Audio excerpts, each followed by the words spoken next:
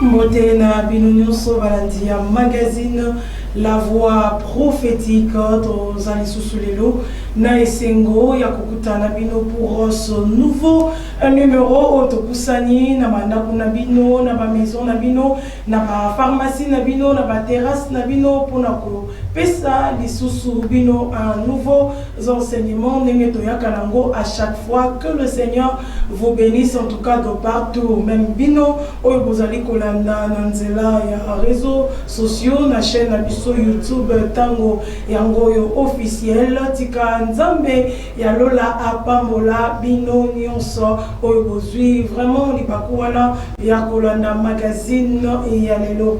Et aujourd'hui, c'est un numéro tout à fait spécial. Vous allez comprendre que émission et qu'on a vraiment la langue mi-balété deux fois. Peut-être que ça l'effort comme Kakolimbo la Mouké, vu que l'émission Zakana Lingala, l'émission est bilingue, mais deux fois aujourd'hui, on sera trop français parce que notre invité de ce jour nous vient de très loin et dans le pays d'Afrique.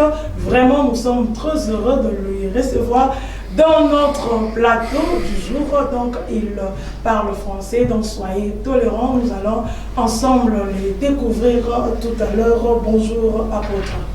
Bonjour Lauriane, oui. Bonjour Lauriane, bonjour à tous les aimables auditeurs de la radio et la télé, voilà, habitués de radio, oui. Voilà, habitués du magazine La Voix Prophétique. C'est pour moi un sujet de joie d'être sur votre plateau. Zambia Pamela Bignou.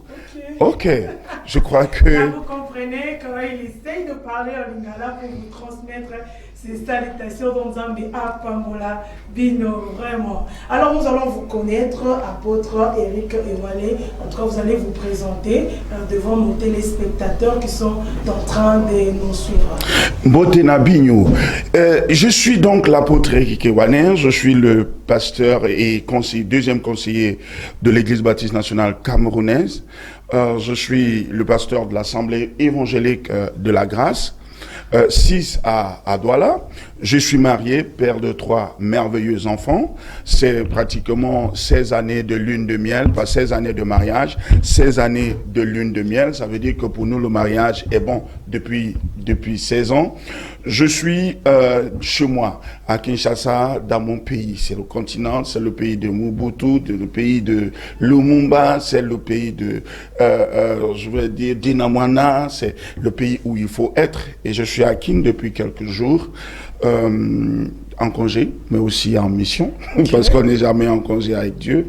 Et je suis heureux d'être sur ce plateau. Okay. J'ai été reçu par l'Église baptiste du fleuve au Congo. Okay. Je passe de bons moments à la maison. Ok, vraiment, je crois qu'ensemble, nous avons pu connaître notre invité de ce jour, lui qui est l'apôtre Eric Ewale, qui nous vient vraiment du Cameroun. Vraiment, vous avez vous-même senti qu'il vient de très loin et vraiment nous sommes très heureux et nous sommes aussi honorés de sa présence. Alors, par rapport à la mission, comme il a dit, il n'a pas fini, il n'est pas plutôt en repos, mais il continue à travailler. Et dans ce cadre-là, aujourd'hui, nous allons parler avec lui sur un sujet que nous avons dit, vaincre la loi territoriale et repousser les échecs. Vaincre la loi territoriale et repousser les échecs. D'entrée de jeu, apôtre Eric, comment déjà comprenez-vous ou vous avez trouvé ces sujets où nous parlons de vaincre la loi territoriale et repousser les échecs? Alors, les lois territoriales sont établies par les entités. Okay. Les lois territoriales sont établies par des hommes, par des entités, par des pouvoirs, par des puissances. Mais la Bible établit la vérité des choses. Les hommes établissent la réalité, notre réalité. Les Quinois disent, nous sommes chez nous à Kin, mais il y a quelqu'un à qui la terre et tout ce qu'elle renferme appartiennent. Ça veut dire, quel que soit l'endroit où on se trouve, il y a des lois. Okay. Mais il y a une loi qui est au-dessus des lois. Ça, c'est ma base. Et c'est tiré de Deutéronome chapitre 10, le verset 14. La Bible dit, voici à l'Éternel, ton Dieu, appartiennent les cieux et les cieux des cieux, la terre et tout ce qu'elle renferme. Ce qui veut dire en effet, si la terre un peuple considère que la terre lui appartient, c'est son droit. Mais pour moi, je crois en un Dieu. Je crois au Dieu créateur. Du coup, pour moi, la loi qui prime, quel que soit le territoire, c'est la loi du Dieu auquel j'appartiens, qui est le Dieu à qui appartient toute chose. Ce qui veut dire qu'aucune loi humaine n'est au-dessus de cette loi. Donc, tout dépend donc de la croyance de celui qui entre dans un territoire ou celui qui vit dans un territoire. Vous êtes dominé par ce que vous croyez. Vous êtes dominé par ce que vous croyez. Si pour vous, la loi des hommes est plus forte que la loi de Dieu, c'est votre responsabilité et cela crée vos limites.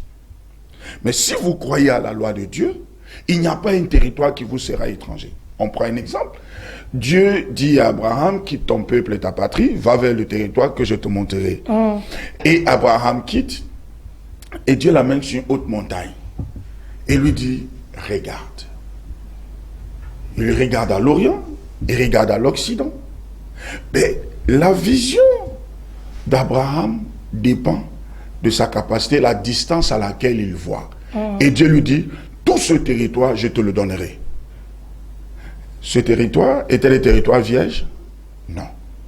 C'était des territoires occupés par des entités. C'était des territoires occupés par des peuples. C'était des territoires occupés par des nations qui avaient les titres fonciers et ainsi de suite. Mais Dieu dit à Abraham, je te donnerai. Dieu peut-il mentir? Non. Dieu ne ment pas. La terre et tout ce qu'elle renferme lui appartiennent. Et Dieu la donne à qui il veut. Quand Dieu dit je te donne King, il t'a donné King. Peu importe qui gouverne, Dieu t'a donné. Maintenant, la différence entre le don de Dieu et ta capacité à posséder dépend maintenant de ta foi.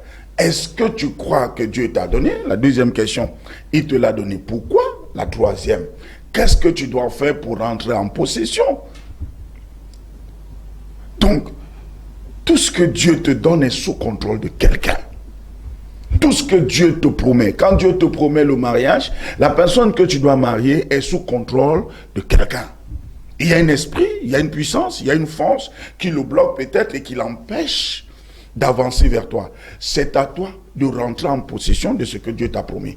Il n'y a rien que Dieu nous ait promis qui soit libre. Tout est occupé, tout est sous contrôle. Donc le don de Dieu est à conquérir. La bénédiction de Dieu est à conquérir. Le territoire que Dieu t'a promis est à conquérir. C'est à conquérir et c'est sous le contrôle, ce que tu dois conquérir est sous le contrôle de quelqu'un qui se croit propriétaire, de quelqu'un qui se croit en possession de la chose. Donc maintenant, ce qui te donne la capacité de posséder ce que Dieu t'a donné, le territoire que Dieu t'a donné, c'est que tu marches avec celui à qui appartient la terre et tout ce qu'elle renferme. Est-ce que les lois des hommes, les lois des entités gouvernent l'Éternel? Non. Aucune loi humaine ne contrôle Dieu. Donc du coup, celui qui est avec Dieu est au-dessus des lois humaines et au-dessus du pouvoir des entités humaines. On prend un cas. Jésus dit, celui qui m'a envoyé, Jean chapitre 8, verset 29, il ne m'a pas laissé seul. Il est avec moi parce que je fais toujours ce qui lui est agréable. Alors, y a-t-il quelque chose qui était difficile à Jésus? Non. Y a-t-il quelque chose qui lui était impossible? Non. Il arrive, il regarde un figuier qui doit en effet avoir sur lui des fruits en tout temps. Et il regarde le figuier, il a faim, le figuier ne peut pas lui donner de fruits. Et il dit au figuier, jamais fruit ne pousse sur toi. Il part et quand il revient, le figuier a séché. Est-ce que la loi du figuier, c'est qu'elle obéisse à la voix d'un homme? Non. Ce qui peut sécher le figuier, selon les biologistes et consorts, c'est que les racines soient mortes. Mais qu'est-ce qui a tué la racine du figuier?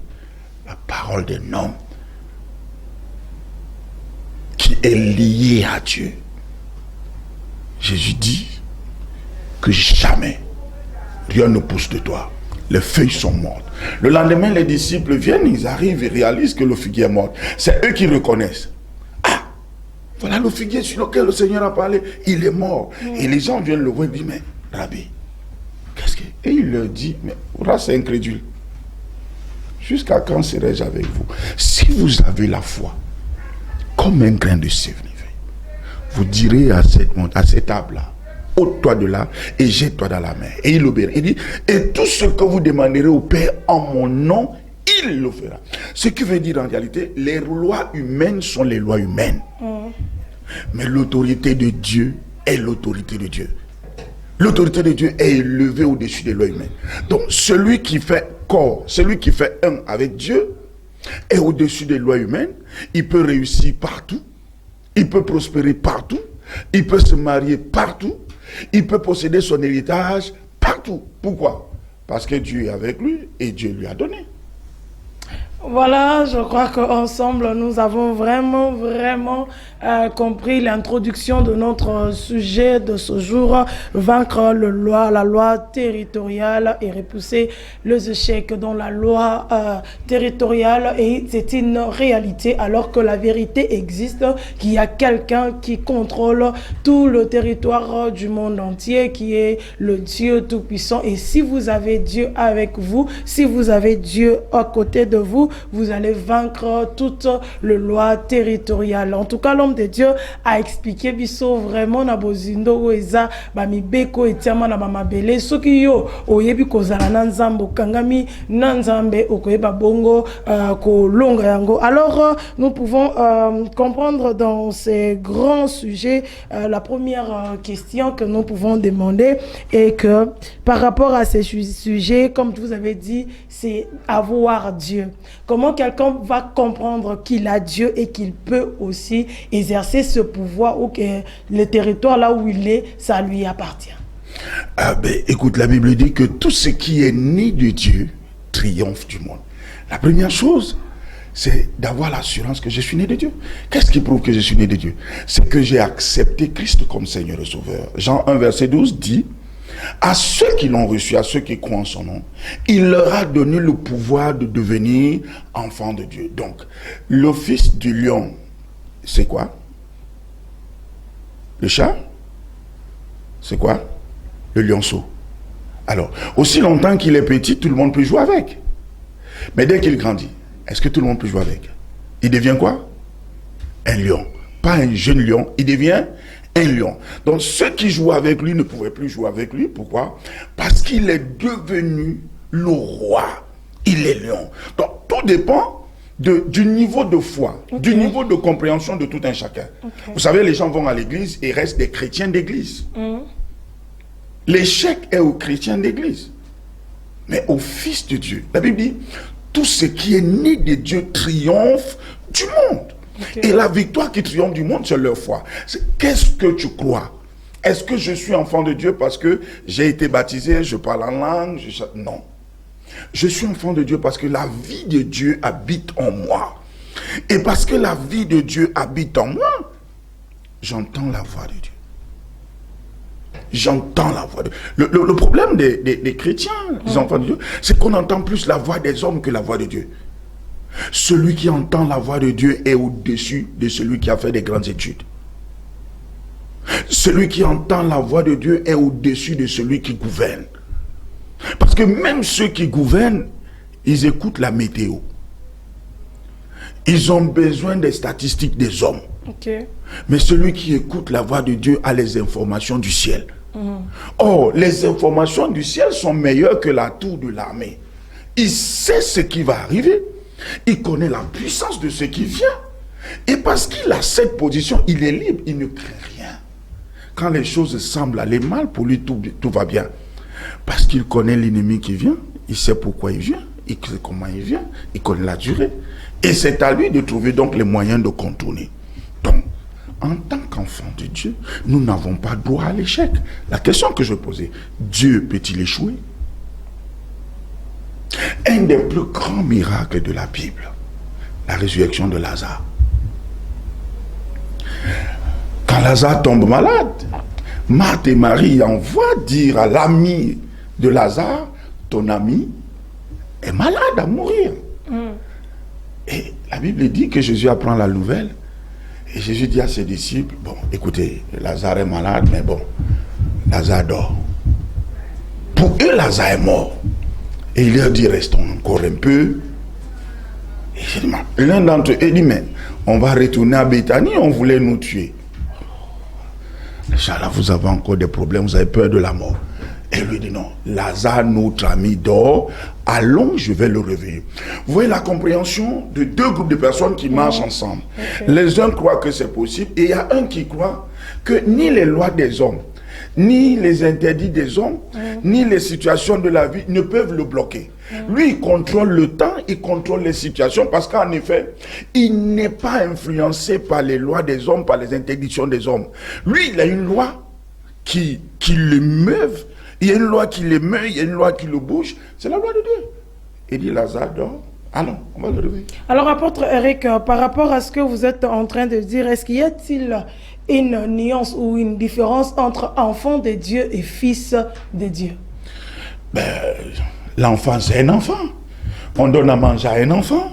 On lui fait boire, on le lave. Parce que vous avez dit quelque part là que si quelqu'un croit, devient enfant de Dieu, donc il peut faire tout ça. Mais à un moment, vous avez encore mentionné le fils, donc cette référence. L'enfant, c'est l'enfant. On joue avec l'enfant, il a le pouvoir. On protège l'enfant. Mais devenu grand, c'est lui qui protège. L'enfant a des droits. Les fils ont des devoirs. L'enfant a le droit à la nourriture, il a le droit à la sécurité, il a le droit à la protection, il a tous les droits. Et qui prend soin de lui, c'est les autres qui prennent soin de lui. Okay. Donc, même s'il est héritier, il ne peut pas hériter. Okay. Il est sous-administrateur. Donc, c'est aussi pourquoi beaucoup d'enfants de Dieu sont possédés. Okay. Ils sont possédés, et ils ont tous les problèmes de blocage. Mais devenus grands, fils de Dieu, ils gouvernent parce qu'en effet, ils sont revêtus de l'autorité de leur père. Ils ont la conscience de ce qu'ils sont nés pour gouverner, ce que leur père, ils le sont. Tel fils, tel père, tel fils. Donc, Dieu ne descendra plus sur la terre parce que toi et moi, nous sommes là. Hein? Non, non, non. S'il y a quelqu'un qui est malade, il y a quelqu'un qui est possédé, Dieu du ciel ne va pas commander. Non. Toi et moi, nous sommes là pour donner la vie à cette personne. Et c'est ce que le Seigneur Jésus a essayé de démontrer. Pourquoi il disait partout, il dit, mais vous avez vu le Père. On dit, mais il dit, mais le Père est là.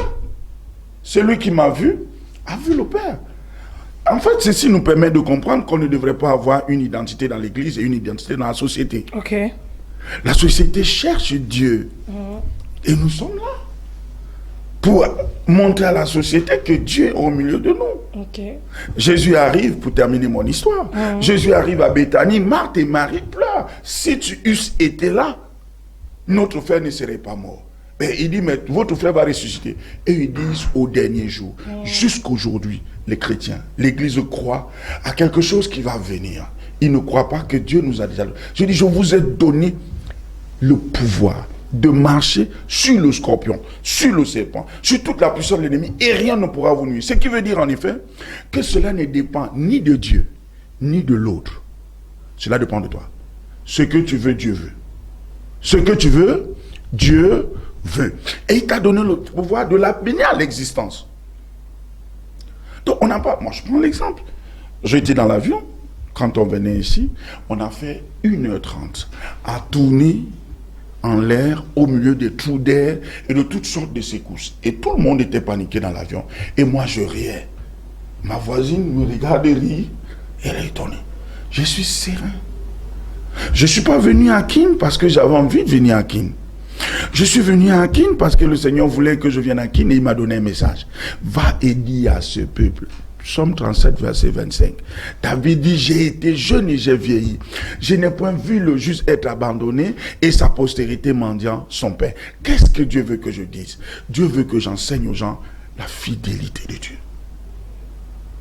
Est-ce que Dieu abandonne-t-il ceux qu'il aime? Jamais. Est-ce que Dieu abandonne-t-il ceux qui le servent fidèlement? Jamais. Est-ce que Dieu renonce à ses engagements? Jamais. Est-ce que Dieu peut abandonner son peuple qu'il aime et qui crie après lui? Jamais. Mais c'est quoi le problème de l'Église? C'est quoi le problème des hommes? C'est quoi le problème des nations? On est en train d'accuser tel pays, telle nation, tel président, tel machin. Non. Il y a un véritable problème, c'est que nous nous sommes détournés de Dieu. Nous faisons nos choses. Revenons à Dieu, la Shekinah reviendra en nous et nous régnerons sur la terre. C'est tout ce dont nous avons Voilà, Bandeko Balandi, un magazine, la voix prophétique. Revenons au Seigneur et sa Shekinah sera sur nous et nous allons gouverner sur la terre. En tout cas, nous continuons avec notre programme du magazine de ce jour, vaincre la loi territoriale et repousser les échecs. Nous allons passer avec le pasteur Marc tout à l'heure qui est avec nous. En tout cas, n'hésitez pas de nous appeler, n'hésitez pas de nous écrire, n'hésitez pas d'envoyer vos différentes questions car comme nous l'avons dit tantôt et nous sommes en train d'en parler, il y a toujours des techniques à faire pour repousser les échecs. En tout cas, bien aimé, il faut vraiment travailler avec le Seigneur, il faut avoir le Seigneur dans votre vie. En tout cas, nous sommes là pour nakopambola bino nde tozoba, il faut que longa oezali bongo mibeko etiama na bamabele na biso ko iba ko pousse l'échec musika est la seule solution, comme vient de le dire l'homme de Dieu eza kozala na nzambe pe ko yeba nzambe oyo na ko démontrer o nzambe azali epai na ba mosusu poete oyeba bongo na kolonga. Nous allons maintenant passer vers l'homme de Dieu, le pasteur Marc Kembe, pour continuer ce magazine du jour. Bonjour pasteur Marc. Bonjour évangéliste Lauriane, mbote pe na bande konyonso bozolanda biso. Tozala na esengo lelo par rapport à sujet au tozolo bela na mokona lelo. Alors que changer chaîne était parce que c'est vraiment une émission zo pambola biso, c'est vraiment une grâce énorme lelo. Nakat na banda kuna biso avec l'homme de Dieu, l'apôtre Eric, avec lui bien aimé dans le Seigneur. Nous sommes en train de voir comment faire pour vaincre la loi territoriale et repousser des limites. Voilà pourquoi, bien aimé, ou encore les échecs, c'est ça notre sujet pour ce magazine spécial, bien aimé, dans le Seigneur. Alors que, bien aimé, nous sommes en train de voir comment l'homme de Dieu est en train de nous expliquer, de faire, bien aimé dans le Seigneur, de comprendre qu'à nous, si une fois nous avons Christ à nous, avec Christ, nous avons la victoire parce que le Seigneur nous dit, tous ceux qui sont nés de Dieu triomphent de ce monde. Alors, vous et moi, nous sommes dans l'obligation, bien aimé, de pouvoir vaincre et aussi de pouvoir repousser les échecs. L'homme de Dieu, l'apôtre Eric, le passage que vous avez donné ici de Deutéronome 1, le verset 6, je suis en train de voir, là, le Seigneur est en train de dire à son peuple, vous avez, l'Éternel notre Dieu nous a parlé à Horeb en disant, vous avez assez demeuré dans cette montagne. Comment expliquer l'homme de Dieu, les gens qui ont reçu la promesse, et alors à un moment, ils sont en train de cantonner quelque part, il n'y a pas moyen d'avancer, compte tenu des lois, des limites. Comment expliquer ça? Mais est-ce que Dieu est limité? Dieu peut te dire une chose qu'il n'est pas capable de faire? Non. L'Éternel ne ment pas. Okay. Il est impossible que l'Éternel manque. Il est impossible qu'il dise une chose qu'il n'est pas capable de faire. Donc le véritable problème de nos limites et de nos échecs ne dépend pas de l'incapacité à Dieu d'accomplir ce qu'il a dit, ne dépend pas de l'incapacité de Dieu à nous amener vers le succès, mais le problème est lié à notre cœur. L'homme devient selon ses pensées. Ce que tu crois, tu peux le devenir. Dieu dit, vous êtes assez longtemps. Ça veut dire qu'ils sont là, ils ne se dérangent pas. C'est Dieu qui s'inquiète pour eux. Ok. Mais vous avez duré là. Levez-vous, partez, j'ai mis le pays devant vous. Allez prendre possession. Pourtant, c'est Dieu qui les a promis le territoire. Oui. Tout ce que Dieu t'a promis, il ne te donnera pas. Tu dois les conquérir. Tout ce dont tu as besoin pour conquérir les territoires promis par Dieu, c'est d'être avec celui qui t'a fait la promesse. Okay. Le problème des gens, c'est qu'on écoute Dieu, on le laisse et on s'en va chercher. Quand vous lisez Deutéronome, le même Deutéronome, oui. Le verset, à partir du verset 36, on explique un peu que, vous connaissez l'histoire, Moïse envoie 12 12 espions. Oui. Aller espionner Canaan. Quand ils arrivent, ils voient la beauté du pays. Ils voient la beauté du territoire. Ils mangent les produits du territoire. Ils boivent l'eau du territoire. Ils n'ont pas été menacés. Ils n'ont pas été en danger. Ils ont vu les Anakim, des géants, des costauds, qui ne les ont pas agressés. Mais quand ils rentrent pour faire le rapport, ils font le rapport effectif de ce qu'ils ont vu. Très bien. Puis après, ils vont avoir la réaction des hommes. Quand ils ne veulent pas travailler, ils disent à Moïse, nous avons vu le territoire tel que l'Éternel ton Dieu l'a dit. C'est un territoire où coule le lait et le miel. C'est un territoire de montagnes et de vallées. Nous avons mangé les grappes du pays. Voici même ça que nous avons porté. Mais il dit, nous avons vu aussi les Anakim. L'homme naturel, même dans sa bénédiction, voit le danger. Et c'est loin de la bénédiction. Des promesses de Dieu. C'est loin des promesses de Dieu à cause du risque. Celui qui a peur de risquer a peur du témoignage et de la gloire. Parce qu'en effet, le risque est lié à l'iris de l'homme. C'est ce que tu vois qui te fait peur. Mais ce que tu vois, ce n'est pas Dieu. Tu ne dois pas être influencé par ce que tu vois, mais parce que tu as entendu, par la conviction que tu as. Ils vont dire à Moïse, nous avons vu des Anakim. Nous étions à leurs yeux, dans nos yeux, comme des sauterelles.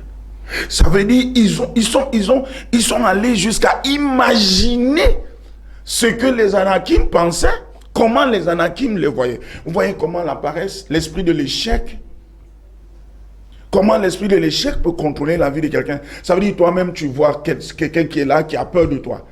Tu le regardes avec les yeux et puis tu vois que mais celui-là c'est un lion. Il va me manger. Non, si les léopards avaient vu les lions indomptables comme ça, ils auraient perdu le match. Donc, selon l'apôtre Rick, les enfants de Dieu peuvent aussi être habités avec un esprit d'échec. L'échec est leur portion. Ok. Selon leur pensée. L'échec est le fruit de la pensée. Vous savez, la première chose qui s'est produite dans le jardin d'Éden, après que l'homme ait péché, c'est qu'il a été vidé du courage. Ils se sont cachés. Ils ont eu peur. Ils se sont cachés, ils ont eu peur. Avaient-ils peur avant? Non. Se cachaient-ils avant? Non. Avaient-ils honte avant? Non. Dieu les voyait nus, et même ils se voyaient nus, ça ne les dérangeait pas. Dieu les rendait visite, malgré la terreur de tout ça, ils n'avaient pas peur. Mais dès que le péché entre en eux, ils ont perdu le courage. Ils ont vu la honte. L'esprit de honte qui n'était pas en eux est venu en eux. L'esprit de peur qui n'était pas en eux est venu en eux. Parce qu'en effet, avant de pécher, ils brossaient les dents du lion, du caïman, sans avoir peur. Ils jouaient avec les serpents, sans avoir peur. Mais quand le péché est entré en eux, le serpent est devenu dangereux, le lion est devenu dangereux, le crocodile est devenu dangereux. En réalité, là où il y a le péché, il y a l'échec. Il y a la pauvreté. Là où il y a le péché. Donc, en partant de ce passage de Deutéronome 1, le verset 6, on peut aussi comprendre que la faute, c'est plus parce qu'il y avait le péché au milieu des enfants d'Israël. Le péché est un fardeau lourd. Le péché est comme un rocher. Tant que le péché habite ta vie, tu ne peux pas avancer. Dieu ne peut pas te venir en aide. Ésaïe 59, verset 1. Non, la main de l'Éternel n'est pas courte, ni son oreille sourde pour nous entendre. Sa main courte pour nous venir en aide. Mais ce sont nos péchés qui nous cachent sa face et qui l'empêchent de nous venir en aide. L'homme naturel ne peut pas réussir par lui-même si Dieu ne nous vient en aide.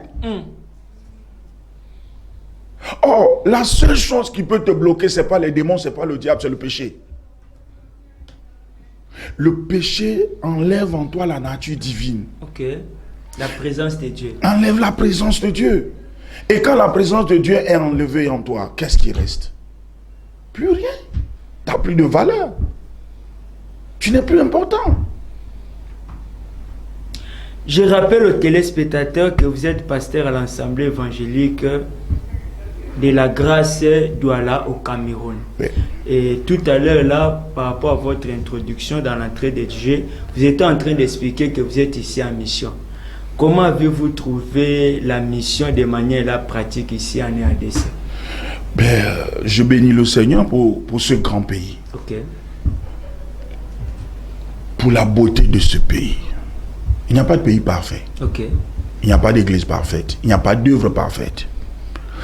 Je suis admiratif de l'accueil, de l'hospitalité, de la joie de vivre du Congolais. Je suis admiratif de l'ouverture de l'église. Je suis CBFC, la communauté baptiste du fleuve au Congo, m'a reçu comme un fils de la maison et je me sens déjà de la maison. J'ai l'impression de ne pas vouloir partir, sauf que pour ne pas partir, il faut me ramener ma femme, ma chérouaille et mes enfants. Mais je suis heureux, ça se passe bien. Okay. Ça se passe bien. Ok. Maintenant, toujours par rapport à la mission, est-ce qu'un homme de Dieu qui a reçu mandat, vocation de la part du Seigneur, peut-il échouer dans un endroit quelconque par rapport à l'œuvre, par rapport à la mission? La question c'est, Dieu est-il avec toi?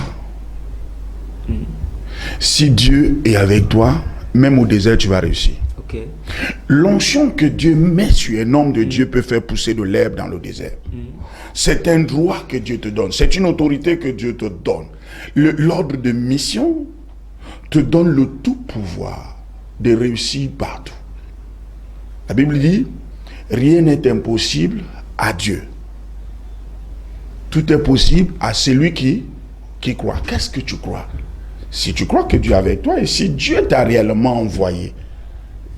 Jésus dit dans Jean 8, verset 29 qu'on a lu, il dit, celui qui m'a envoyé ne m'a pas laissé seul. Il est toujours avec moi. Le secret dans la mission, c'est de partir avec celui qui t'a envoyé. C'est de tout faire pour ne pas se séparer de celui qui t'a envoyé. Okay. Imaginez-vous, on vous envoie en mission, on vous donne l'ordre de mission. Et puis vous arrivez, vous oubliez l'ordre de mission à la maison. Et puis vous arrivez devant les bureaux, comme on est arrivé à la guérite là. Nous sommes invités à la voix prophétique. Et on va vous dire, où est l'invitation? Okay. Ah, j'ai oublié l'invitation à la maison. Serais-je reçu? Non. Peu importe le titre, le grade, tu ne serais pas reçu. Donc quand Dieu vous envoie, faites de tous vos efforts de garder l'ordre de mission. C'est l'ordre de mission qui est la garantie de la présence de Dieu avec vous. C'est l'ordre de mission qui est la garantie de la réussite de votre mission. C'est l'ordre de mission qui est votre passeport. Peu importe la difficulté du territoire, si Dieu vous dit, allez-y, vous allez réussir. La seule garantie, c'est de vous rassurer que Dieu est avec vous. Je prends un dernier exemple. Okay. Ésaïe envoie David donner à manger à ses frères. Mais la mission, en effet, ce n'est pas donner à manger. C'est de se rassurer que ses frères sont vivants et de venir rendre compte. Mais derrière cette mission, il y a l'appel de la destinée. Okay. David arrive, il donne à manger à ses frères, mais sauf qu'il y a une opportunité. En réalité, quel que soit l'endroit où on vous enverra en mission, il y a toujours une opportunité. Okay. Dieu a toujours un plan dans le plan. Okay. Si vous échouez du plan, vous échouez du mystère qui se trouve dans le plan. David arrive et puis il entend Saül dire, voici ce qu'on donnera à celui qui se battra pour nous et qui gagnera la bataille. Son frère va utiliser une expression qui doit nous intéresser à plus d'un titre. Okay. Son frère lui dit, nous savions que tu viens vous regarder la guerre. Frère, je ne suis pas venu à Kinshasa pour regarder la beauté de Kinshasa. Non, il y a plus grand. Okay. Ma destinée se joue ici. Et David va répondre à son frère, qu'y a-t-il entre toi et moi dans ce business? Quand on parle de business, on parle de mbongo. On parle de gloire. Okay. On parle d'honneur. On parle de renommée. On parle de réputation. Okay. Donc David n'était juste pas venu donner à manger. Son honneur se jouait là. Sa gloire se jouait là. Sa destinée se jouait là. Il ne va pas se laisser influencer par la voix de Goliath qui fait trembler Saül et l'armée d'Israël. Il a une destinée, il a une confiance à Dieu. Il a une expérience avec Dieu. Dieu l'a délivré de la patte de l'ours. Dieu l'a délivré de la morsure du lion. Il a cette confiance et il regarde Goliath, il voit un oiseau. Il ne voit pas un géant. Saül voit un géant. L'armée d'Israël voit un géant. David voit un incirconcis et lui donne un nom, oiseau. C'est pourquoi il n'a pas pris le couteau, il a pris la pierre. Qui lui a donné la pierre? C'est Goliath lui-même qui ramasse les pierres. Il fait, chut, chut, hey, tu viens jouer avec moi ici? Et David ramasse l'une des pierres que Goliath a jetées. Tu ne peux tuer ton ennemi qu'avec la pierre qu'il te donne. David n'a pas fui Goliath. David n'a pas fui l'adversité. David, dans la mission que son père lui a donnée, son père ne savait pas que la destinée de son enfant se jouait aussi dedans. Donc celui qui refuse d'obéir à Dieu pour aller dans les missions de Dieu ne fait pas du mal à Dieu. Il bloque sa propre destinée. Parce que la bénédiction de toute personne, l'accomplissement de la destinée de toute personne repose dans sa capacité à obéir à la volonté de Dieu, à faire ce que Dieu lui demande, à aller là où Dieu t'envoie, peu importe les difficultés. On peut réussir partout, mais le secret, c'est Dieu avec toi. David dit dans le psaume 60, le verset 12, dans le verset 14 selon les versions, avec Dieu, nous ferons des exploits et il écrasera nos ennemis. Donc si Dieu est avec toi, tu n'as pas le droit d'avoir peur des ennemis. Il y aura des problèmes, il y aura des blocages, il y aura des limitations, il y aura tout. Mais c'est ce qu'il y a. Quand tu achètes un poulet au marché pour le manger, on te le vend ça les os. On te le vend avec les os. On te le vend avec les plumes. Mais est-ce que ce qui t'intéresse, c'est les plumes? Est-ce que ce qui t'intéresse, c'est les os? C'est la chair. Donc, il y aura toujours l'adversité, il y aura toujours des épreuves. Mais le but des épreuves, c'est de donner de la valeur à ta gloire. Parce que celui qui a vaincu le lion et celui qui a vaincu le chien n'ont pas la même récompense. Donc, si l'épreuve est forte et que tu triomphes, ta gloire aussi sera à l'image de la victoire que tu as obtenue. Donc, tu peux réussir partout.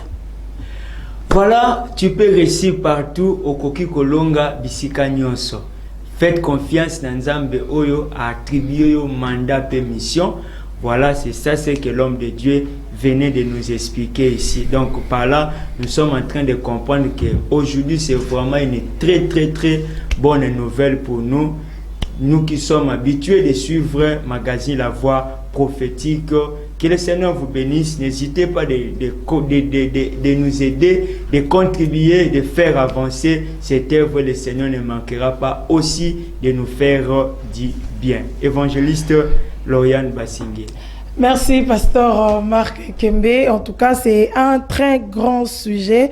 Aujourd'hui, encore beaucoup d'éléments, en tout cas, beaucoup d'éléments où l'homme de Dieu a pécibition dans mon conalilo. Donc, ceux qui sont en train de nous suivre, je crois aussi là où vous êtes vraiment bénis avec cet enseignement que le Seigneur nous a donné en ce jour par rapport à vaincre la loi territoriale et repousser les échecs. Parce qu'aujourd'hui, là, il y a des échecs par-ci, des échecs par-là.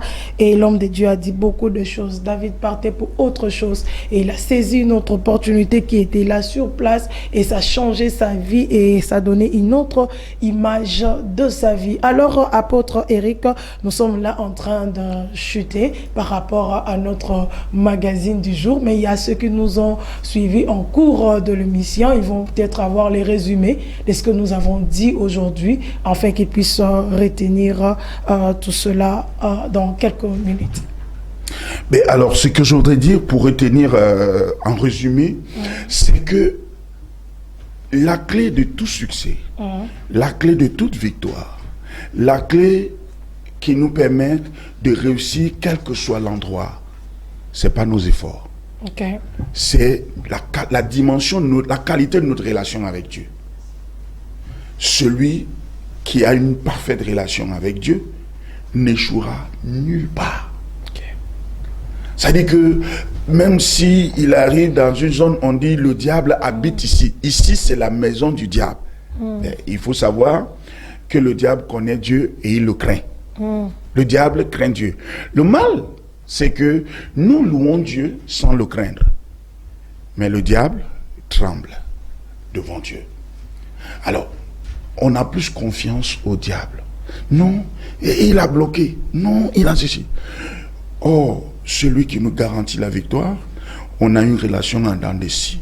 Le secret, c'est d'avoir une parfaite relation. Être un avec Dieu.